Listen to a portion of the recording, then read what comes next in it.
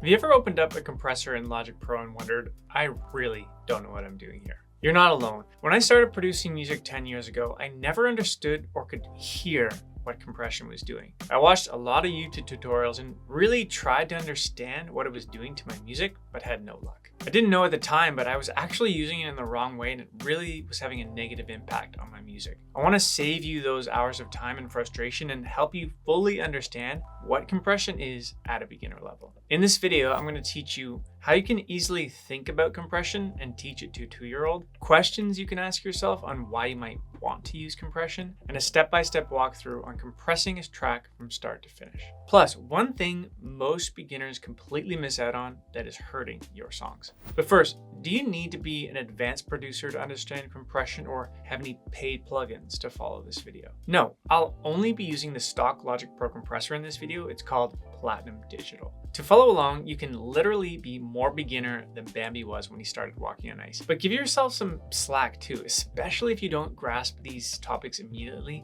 Watch and then rewatch. You're going to get this in time. Some of the most talented engineers and producers I've worked with in Los Angeles, UK, Canada, and Germany who have accumulated billions of streams have flat out told me most of the time I just ignore the rules and press buttons on the compressor until something sounds good. I love this advice because as a producer, it sets you free. So don't be so hard on yourself. You're going to get there. Okay, so put your seatbelt on because I'm going to teach you what is compression. Let's stop calling it compression for a second, okay? Instead, let's call it the volume manager. Now, let's say we have a friend named Bob, and Bob is our volume manager. Bob is a very dedicated volume manager, traveling the world, working hundreds of different concerts. Bob's only job as volume manager is to turn up the volume fader on the soundboard when the sound gets too quiet, or turn down the volume when the sound gets too loud. He takes his job very seriously. So Bob has an upcoming concert that he's specifically very excited about because the band is very dynamic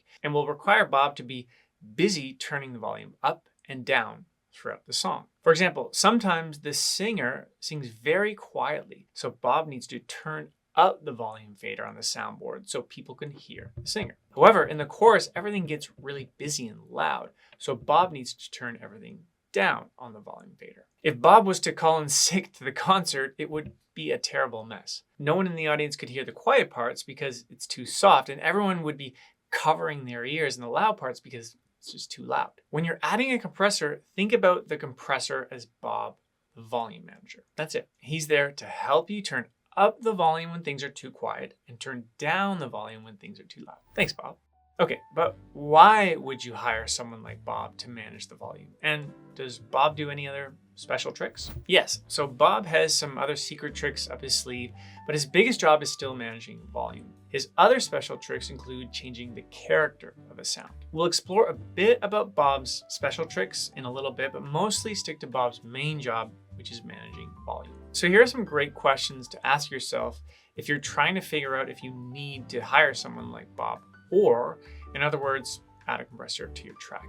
Does your track sound too quiet in some parts, but too loud in others, like a vocal part or a bass part? If so, hire Bob. Is there something in your song that you think could be more punchy or a little bit more snappy, like a kick drum or snare? If so, hire Bob. Is there a group of sounds that you'd like to glue or smooth out their dynamics? If so, hire Bob. Is there a sound you really like and it fits really well in your song? If so, don't hire Bob. Be respectful with Bob's time. Don't just hire him for the sake of hiring him. Make sure there is a purpose. But what does Bob actually do and what buttons does he press? What would you say you do here?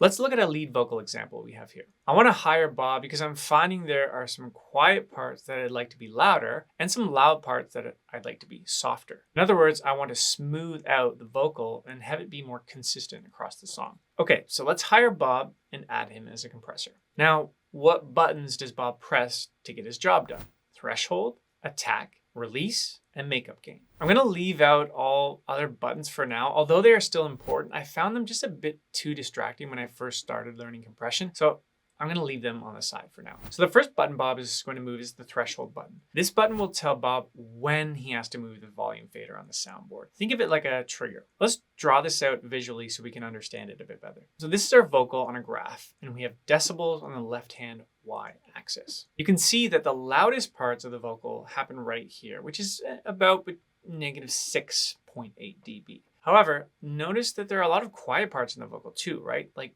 all of these sections. So Bob's first job is to turn down the volume on the sections that are a bit too loud so that other sections can come up. He does this by first setting the threshold. For example, let's just say we put a threshold line at negative 10 dB. So this means that everything above this line will be turned down.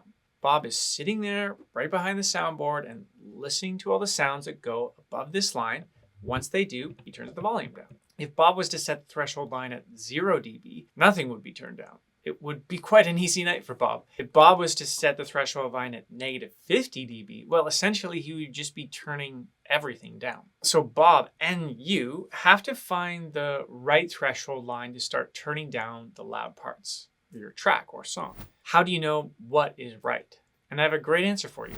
You don't. Instead of thinking, I need to know what is right, switch your thinking to do what sounds right to you. The you in that sentence is a big piece of this because what sounds good to you will be different to what sounds good to me and what sounds good to Bob. For example, Bob might set his threshold to negative 20 dB. That doesn't mean it's wrong or right. It's just what Bob thinks sounds good. And that's why people like Bob.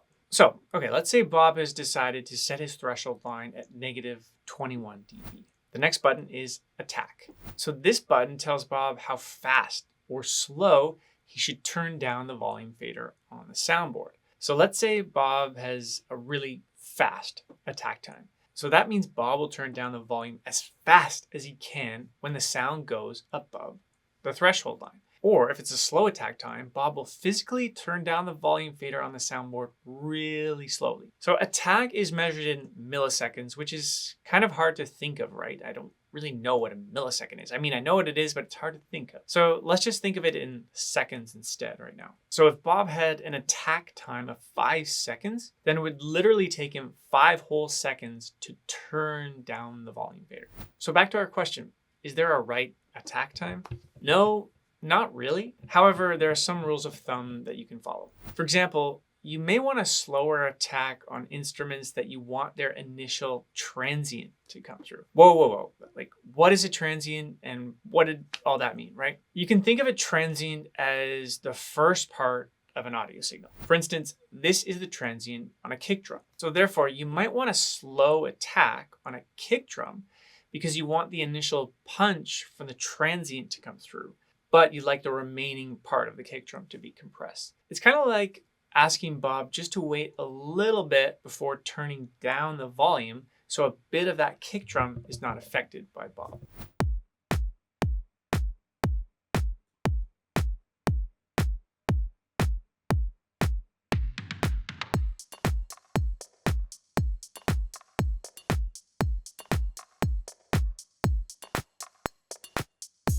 The good news here is that attack is one of the first things you're going to start hearing once you train your ears and use more compression.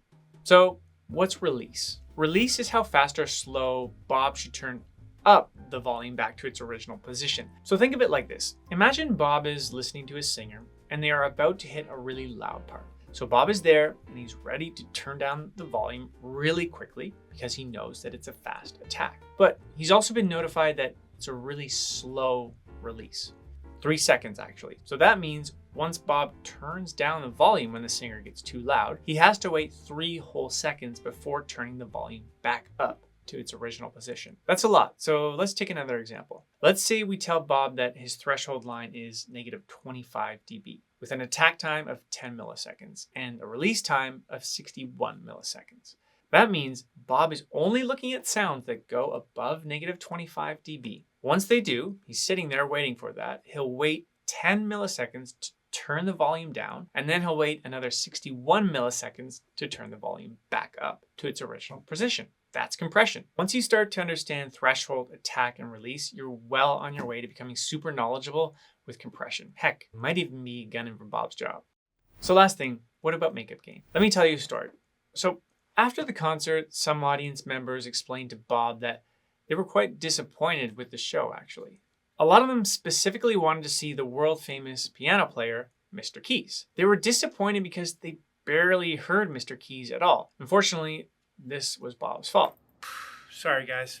Bob forgot to add the makeup gain. So this means that every time Bob turned the volume down when the singer got too loud, he also ended up actually turning everything down, including Mr. Keys. However, Bob could have fixed this if he turned the makeup gain on or balanced the output volume accordingly. Then everyone could hear Mr. Keys and the singer in balance. Let's take an example of this, because I know that's a lot, of makeup gain, so you can see what I mean. Let's say we compress the sound of this lead vocal here. We got time, just look at the horizon, there's still light, yeah, we can find our way. We can't be sure if we'll live another day. Let's ride into the sun. You can see the input volume of the sound is set here, but the output volume is lower, right? So it's important to match the gain so that they're the same. Because as you know, compressing something means turning it down. But we also need to turn things back up, makeup gain, so the quiet parts like Mr. Keys are still heard. Unfortunately, even if you've perfected compression, your tracks are going to sound flat and dull unless you've nailed the vocal performance. That's why you need to watch this video right here, and I'll teach you 3 vocal hacks that can give you instant results in your music. These are things that all pros have mastered, and if you take this stuff seriously, then it's super important you have these tools in your music production tool belt.